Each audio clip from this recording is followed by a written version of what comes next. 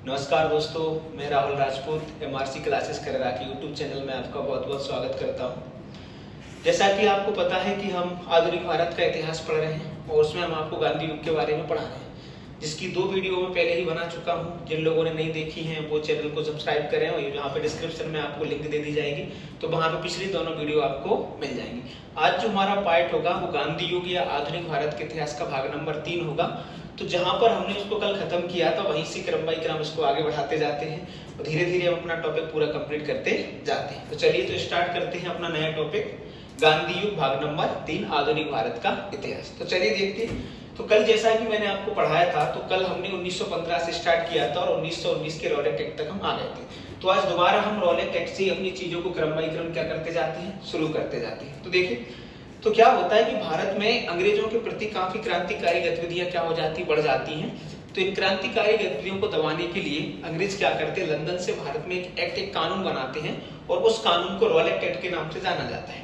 इस कानून को 1919 में भारत लाया जाता है और भारत में लाने के बाद इस कानून का सबसे बड़ी बात ये थी कि यह कानून जो था वो किसी भी व्यक्ति को संदेह के आधार पर गिरफ्तार कर सकते थे इस कानून के आधार पर, और जिसमें आप ना तो उसके खिलाफ मतलब अपील कर सकते थे, ना वकील कर सकते थे और ना दलील कर सकते थे। अर्थात रॉलेट एक्ट को भारत में काला कानून भी कहा गया और साथ ही रॉलेट एक्ट को भारत में बिना वकील, बिना अपील और बिना दलील कानून के नाम से भी जाना जाता है। ठीक है, तो रॉलेट एक्ट का भारत में काफी ज्यादा विरोध हुआ था और इसको काला कानून कहा गया। तो रॉलेट एक्ट के साथ साथ 1919 में एक तो आपका रॉलेट एक्ट हो गया, एक जलियांवाला बाग हत्याकांड था जो मैं कल आपको पढ़ा चुका हूँ। आगे का जो हमारा था खिलाफत आंदोलन, तो खिलाफत आंदोलन का जो खिलाफत मूवमेंट जो था वो 1919 में ही शुरू हुआ था। अब इस आंदोलन को शुरू होने के पीछे का जो तथ्य था कि जो मुसलमानों का सर्वश्रेष्ठ पद होता था खलीफा, उस खलीफा के पद को तुर्की में क्या कर दिया गया था, खत्म कर दिया गया था। तो उसका प्रभाव हमारे भारत में देखने को मिला था। तो भारत में 2 मुस्लिम बंधु थे जिनको अली बंधु के नाम से जाना जाता था। एक थे मोहम्मद अली, दूसरे थे शौकत अली। तो मोहम्मद अली और शौकत अली के द्वारा भारत में खिलाफत आंदोलन शुरू किया गया। बहुत सारे क्रांतिकारियों ने इसका सहयोग भी किया क्योंकि उनका जो सर्वोच्च पद था, तो जो मतलब खलीफा का जो पद था उसको खत्म कर दिया गया था। जो अंतिम खलीफा जो बचे थे वो थे मुस्तफा कमाल पाशा जो तुर्की के थे। तो इस पद को खत्म होने के बाद भारत में खिलाफत मूवमेंट आपको देखने को मिला था। ठीक है, अब बाद में क्या होता है कि एक तो देखो जलियांवाला बाग, दूसरा आपका रॉलेट एक्ट और तीसरा खिलाफत आंदोलन। ये तीनों आंदोलनों को सम्मिलित करने के बाद महात्मा गांधी ने एक नया आंदोलन शुरू करने की मतलब शुरुआत की थी। तो क्या होता है कि 1920 में भारतीय राष्ट्रीय कांग्रेस का एक अधिवेशन होता है जिसका नाम है नागपुर अधिवेशन। तो भारतीय राष्ट्रीय कांग्रेस के नागपुर अधिवेशन में जिसकी अध्यक्षता विजय राघवाचार्य के द्वारा की गई थी, इस अधिवेशन में असहयोग आंदोलन शुरू करने की रूपरेखा बनी और कहा गया कि असहयोग आंदोलन शुरू करने की बागडोर हम महात्मा गांधी के हाथ में सौंपते हैं। तो महात्मा गांधी के अथक प्रयासों से 1 अगस्त 1920 को भारत में असहयोग आंदोलन शुरू किया गया और असहयोग आंदोलन शुरू किए गए। बहुत सारे क्रांतिकारी व्यक्ति गांधी जी के साथ इस आंदोलन में जुड़े, उन्होंने गांधी जी का क्या किया, सहयोग किया। तो अब ये आंदोलन अपने शांतिमय तरीके से चल रहा था। तो इसके बाद क्या हो जाती है कि 1 अगस्त 1920 को जब ये आंदोलन शुरू हुआ तो शांतिमय तरीके से चल रहा था। अब बाद में क्या होता है कि असहयोग आंदोलन के जो क्रांतिकारी थे, जो असहयोग आंदोलन के जो व्यक्ति थे जो इस आंदोलन को संचालित कर रहे थे, ये क्या करते हैं कि 1922 में घटना को अंजाम दे देते हैं। उस घटना की वजह से गांधी जी को असहयोग आंदोलन क्या करना पड़ता था, स्थगित करना पड़ता है। वो घटना क्या होती है कि उत्तर प्रदेश के गोरखपुर के पास एक जगह है जिसका नाम है चोरी चौरा। तो चोरी चौरा नामक स्थान पर क्या होता है कि असहयोग आंदोलनकारी की जो गुस्साई भीड़ थी, ये क्या करते हैं कि चोरी चौरा नामक स्थान पर एक पुलिस थाने को क्या लगा देते, आग लगा देते। उस पुलिस थाने में जो आग लगाने के बाद क्या होता है कि उस पुलिस थाने में उपस्थित एक थानेदार और 21 पुलिसकर्मी अर्थात कुल 22 लोग क्या हो जाते, जल के मर जाते। अब इस घटना को क्या हो जाता है कि अंग्रेज सरकार जो होती है वो उसको बड़े गंदे नजरिए से देखती है और वो कहती है कि इसकी जो जितनी भी जो घटना हुआ है, जो घटनाक्रम हुआ है आपका चोरा चोरी कांड वाला, इसके लिए गांधी जी को जिम्मेदार ठहरा दिया जाता है। और गांधी जी क्या करते हैं कि असहयोग आंदोलन को 1922 में क्या कर देते हैं, रद्द कर देते हैं। चोरा चोरी कांड के बाद और असहयोग आंदोलन के बाद गांधी जी को गिरफ्तार कर लिया जाता है और गांधी जी को 6 महीने की क्या होती है, सजा सुनाई जाती है। तो असहयोग आंदोलन गांधी जी के द्वारा शुरू किया गया 1 अगस्त 1920 को और असहयोग आंदोलन समाप्त करने का जो रीजन था वो रीजन था चोरा चोरी कांड 5 फरवरी 1922 को, जो उत्तर प्रदेश के गोरखपुर में घटना घटी थी। ठीक, अब उसके बाद क्या होता है, ये सारी क्रांतिकारी गतिविधियां अंग्रेजों के खिलाफ भारत में संचालित की जा रही। उसी समय 1923 में 2 व्यक्ति थे जिनमें से एक का नाम था मोतीलाल नेहरू और दूसरे का नाम था CR दास अथवा चित्तरंजन दास। तो मोतीलाल नेहरू और चित्तरंजन दास की दोनों की विचारधाराएं बनती है। वो सोचते हैं कि अगर हमें देश को आजाद कराने की कोशिश करना है तो ऐसे कुछ नहीं हो रहा है, सत्याग्रह आंदोलन से कुछ नहीं हो रहा है। अगर हमें अच्छे से क्रांतिकारी गतिविधियों को संचालन करना है तो हमें चुनाव लड़के असेंबली में प्रवेश करना पड़ेगा, हमें विधानमंडल में प्रवेश करना पड़ेगा। वहां से हम लोगों की बातों को सुन भी सकते हैं और उनकी मांगों को अंग्रेज सरकार के समक्ष क्या कर सकते हैं, रख भी सकते हैं। तो क्या होता है कि 1923 में मोतीलाल नेहरू और चित्तरंजन दास के द्वारा एक पार्टी बनाई जाती है, जिस पार्टी का नाम था स्वराज पार्टी। तो स्वराज पार्टी की स्थापना 1923 में की जाती है और इस पार्टी के जितने भी सदस्य थे वो मतलब आंदोलन को ऐसे संचालित नहीं कर रहे थे, वो सीधा विधानमंडल में प्रवेश करके और केंद्रीय असेंबली का चुनाव लड़के क्या करते थे, परिवर्तन करना चाहते थे।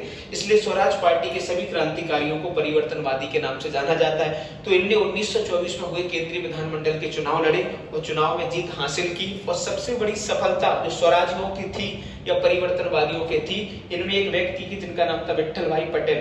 तो विट्ठल भाई जो पटेल थे ना, वो केंद्रीय विधानमंडल के अध्यक्ष बनने वाले पहले भारतीय बने थे। क्वेश्चन काफी पेपरों में पूछा गया है कि स्वराज पार्टी का वह कौन सा नेता जो केंद्रीय विधानमंडल का अध्यक्ष बना था। तो विट्ठल भाई पटेल को केंद्रीय विधानमंडल का अध्यक्ष बनाया गया, जो स्वराज पार्टी से आते थे और स्वराज पार्टी वाले लोगों को क्या कहा जाता, परिवर्तनवादी कहा जाता। ऐसे क्रम बाय क्रम अगला जो घटनाक्रम होता है वो होती है 1923 का घटनाक्रम था। तो अब आता है 1924 का घटनाक्रम।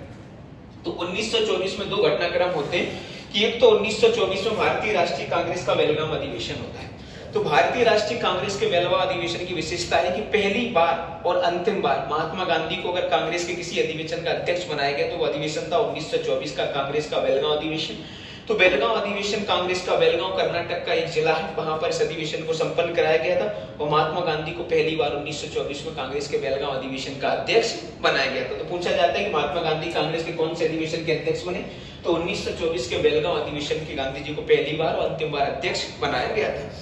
अब अगला जो घटनाक्रम होता है 1924 का, वो होता है हिंदुस्तान रिपब्लिकन एसोसिएशन की स्थापना। और इसके बाद जो क्रांतिकारी एक नया संगठन उभर के आया था जिसमें सचिन सन्याल, भगत सिंह, चंद्रशेखर आजाद, रामप्रसाद बिस्मिल ऐसे युवा क्रांतिकारियों ने इसमें क्या लिया था, बढ़ चढ़ के भाग लिया था। तो 1924 में क्या होता है, सचिन सन्याल और भगत सिंह के द्वारा 1924 में कानपुर में एक नया संगठन बनाया जाता है जिसका नाम था हिंदुस्तान रिपब्लिकन एसोसिएशन। तो 1924 में हिंदुस्तान रिपब्लिकन एसोसिएशन की स्थापना की गई। अब इस संगठन के लोगों ने क्या किया, एक घटना को अंजाम दिया। वो घटना थी आपकी 1925 का काकोरी ट्रेन कांड। तो हिंदुस्तान रिपब्लिकन एसोसिएशन के संस्थापक सचिन सन्याल, भगत सिंह, चंद्रशेखर आजाद और भी बहुत सारे युवा क्रांतिकारी इसमें शामिल थे। तो ये लोग क्या करते हैं कि अंग्रेजों की सरकारी खजाने से भरी एक ट्रेन लखनऊ से कहां जा रही थी, कानपुर जा रही थी। लखनऊ से कानपुर ट्रेन क्या हो रही थी, जा रही थी। तो इन लोगों को पता चलता है कि इस ट्रेन का नाम था 10 डाउन स्ट्रीट ट्रेन। तो 8 डाउन ट्रेन थी, सॉरी 8 डाउन ट्रेन के नाम से ट्रेन थी जो अंग्रेजों का सरकारी खजाना लेकर कहां जा रही थी, लखनऊ से कानपुर जा रही थी। अब बीच में क्या होता है, बीच में एक जगह मिलती है जिसका नाम है काकोरी। तो इन क्रांतिकारियों को पता चल जाता है कि इस ट्रेन के अंदर अंग्रेजों का सरकारी खजाना है। तो वो क्या करते हैं कि 9 अगस्त 1925 को काकोरी नामक स्थान पर अंग्रेजों के सरकारी खजाने से भरी इस ट्रेन को लूट लेते हैं। और लूटने के बाद इस जो अंजाम जो घटना थी, इस घटना को नाम दिया जाता है काकोरी कांड, इसको नाम दिया जाता है। इसमें से चंद्रशेखर आजाद यहाँ पर भागने में सफल हो जाते हैं। बाकी कुछ क्रांतिकारी ऐसे होते हैं वो पकड़े जाते हैं। रामप्रसाद बिस्मिल, अशफाक उल्लाह खां, इन लोगों को क्या दी जाती है, इस काकोरी कांड में फांसी दी जाती है। चंद्रशेखर आजाद भागने में क्या हो जाते हैं, सफल हो जाते हैं। तो जो काकोरी ट्रेन कांड था वो 9 अगस्त 1925 को अंग्रेजों की एक ट्रेन थी, उस ट्रेन को लूटने के बाद इसको नाम दे दिया काकोरी कांड। अब क्या होता है कि अभी हाल ही में रिसेंटली में उत्तर प्रदेश सरकार ने काकोरी कांड का नाम चेंज करके मतलब दूसरा नाम रख दिया। वो नाम है काकोरी ट्रेन एक्शन। उन्होंने रीजन भी दिया कि क्रांतिकारियों के नाम के साथ ही कांड शब्द अच्छा नहीं लगता, तो उन्होंने काकोरी ट्रेन कांड का नाम बदलकर 9 अगस्त 2021 को काकोरी ट्रेन एक्शन कर दिया है। तो ये जो हमारा घटनाक्रम था ये गांधी युग का भाग नंबर 3 था, जिसको इसी तरह धीरे धीरे आगे बढ़ाते जाएंगे। तो जिन लोगों ने मतलब पहली और दूसरी वीडियो नहीं देखी आधुनिक भारत के इतिहास की, वो जाएं हमारे चैनल को सब्सक्राइब करें, लाइक करें, कमेंट करें। उसके बाद डिस्क्रिप्शन में हम लिंक दे देंगे, आपको पिछले दोनों पार्टों की वीडियो आपको मिल जाएगी। उसके बाद अगला जो पार्ट होगा वो भाग नंबर 4 गांधी युग का ही होगा। तो चैनल को सब्सक्राइब जरूर करें और आगे हमें सपोर्ट करते रहें। और अगर आप हमारी ऑफलाइन क्लास को ज्वाइन करना चाहते हो तो हमारा पता है संस्कृति स्कूल के पीछे MRC क्लासेस करेगा, ठीक है। हम डिस्क्रिप्शन में अपना नंबर, अपना एड्रेस डाल देंगे। तो जो भी व्यक्ति हमारी ऑफलाइन क्लास के माध्यम से एजुकेशन मतलब पाना चाहता है, पढ़ना चाहता है, तो यहाँ पर आकर भी ऑफलाइन क्लासेस ले सकता है। बहुत बहुत धन्यवाद।